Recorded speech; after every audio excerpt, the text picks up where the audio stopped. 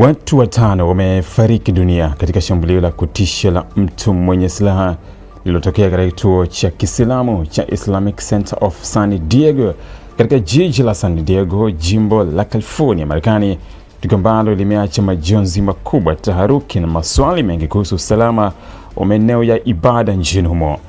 Waliopoteza maisha ni pamoja na watu wazima watatu waliopigwa risasi nje ya msikiti huo, akiwemo mlinzi wa usalama aliyekuwa akifanya kazi eneo hilo, pamoja na washukiwa wawili vijana ambao baadaye walikutwa wamepoteza maisha kutokana na kile polisi wanaamini kuwa ni majeraha ya kujisababishia wenyewe kwa risasi.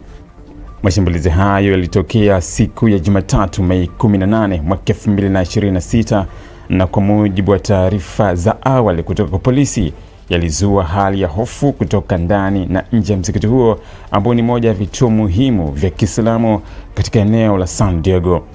Kituo hicho hutumiwa si kwa ibada pekee, bali pia kwa masomo ya dini, mikutano ya kijamii, shughuli za familia na elimu kwa watoto wadogo kupitia shule ya mchana inayopatikana ndani ya eneo hilo. Kwa mujibu wa uchunguzi wa awali, washukiwa wawili wanaoaminika kuwa na umri wa miaka 17 na 19 walifika karibu na eneo la msikiti wakiwa na silaha kabla ya kufungua moto nje ya jengo hilo. Katika dakika chache zilizofuata, hali ilibadilika na kuwa taharuki, huku watu waliokuwa nje wakikimbia kutafuta usalama baada ya milio ya risasi kusikika.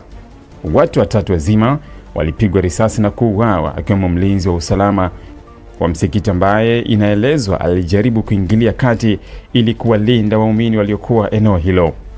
Mashuhuda wa tukio walieleza kuwa kulikuwa na hali ya sintofahamu kubwa, huku baadhi ya watu wakipiga mayowe, wengine wakikimbia ndani ya majengo au kujificha katika maeneo salama. Baadhi ya waliokuwa ndani ya msikiti walieleza kuwa hawakuelewa kilichokuwa kinaendelea hadi walipoanza kusikia milio ya risasi na kuona watu wakikimbia kwa hofu. Mkuu wa polisi wa San Diego, Scott Wahi, alisema kuwa washukiwa hao baadaye walikutwa wamefariki dunia, huku dalili za awali zikionyesha kuwa walijipiga risasi wenyewe. Hata hivyo, wachunguzi bado wanaendelea kufanya uchunguzi wa kitabibu na wa kisayansi ili kuthibitisha mazingira kamili ya vifo vyao pamoja na kuelewa kilichowasukuma kutekeleza mashambulizi hayo. Tukio hilo limeibua mjadala mpya nchini Marekani kuhusu usalama wa misikiti, makanisa, masinagogi na maeneo mengine ya ibada, likifufua hoja kuhusu sheria za umiliki wa silaha na namna ya kukabiliana na uhalifu unaochochewa na chuki za kidini. Kwa wengi, shambulizi la San Diego limekuwa kumbusho la namna maeneo yaliyokusudiwa kuwa ya amani na ibada yanaweza kubadilika na kuwa maeneo ya majonzi na hofu. Wakati uchunguzi ukiendelea, polisi wameendelea kuomba wananchi wenye taarifa zozote kuhusu washukiwa au mazingira tukio kujitokeza kusaidia uchunguzi.